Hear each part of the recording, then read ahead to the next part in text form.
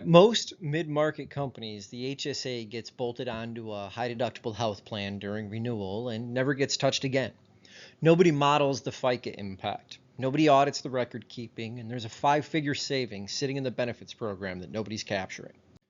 Adoption is moving, but at most employers, the HSA is still a checkbox on the benefits packet. You set it up, you put it in the enrollment guide, and you move on. The employers who treat this like a financial strategy are the ones capturing the savings. Everyone else is leaving it behind.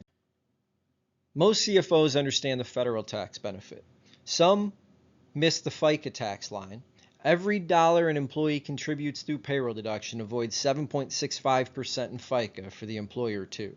That's not a tax benefit for the employee. That's a direct payroll savings for the company, and it scales with participation. That's the employer's FICA savings alone, not the employee's tax benefit, not the investment growth, just the payroll tax you stop paying when employees contribute through payroll deduction. Every empty HSA is money you left behind. Here's what changes when you frame it that way. HR stops defending the HSA as a benefit. The CFO starts treating it as a line item on the P&L, and suddenly the conversation shifts from should we offer this to why isn't participation higher? How can we get more people enrolled? That's the right question.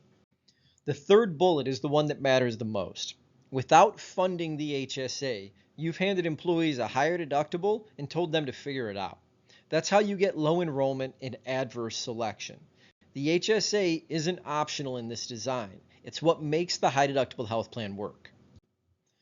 Those aren't just savings limits for employees. They're the ceiling on how much payroll dollars you can run tax-free through a health savings account.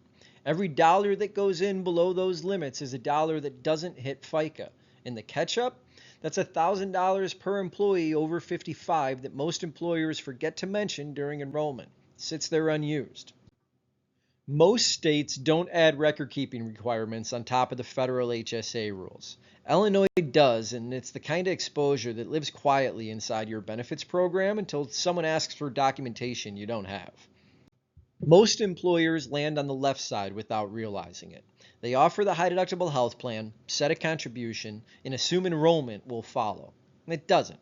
Without communication, participation stays low. Without record keeping, compliance exposure grows. These aren't separate problems. They compound.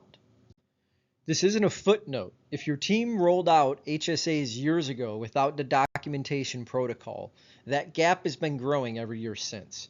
The IRS audit window is 7 years. The penalty is 20% plus taxes. The fix starts with knowing whether your records are current. That 20% gap is your signal. If more people are enrolled in the high deductible health plan than contributing to the health savings account, something is broken in the design or the communication. Fix it before renewal. And when was the last time someone audited your Illinois HSA record keeping? If you haven't treated your HSA as a cost containment tool, your next renewal is the time to start. The savings are there. The compliance exposure is there. The only question is whether you're going to manage it or keep ignoring it. For more like this, check out benefitsblake.com.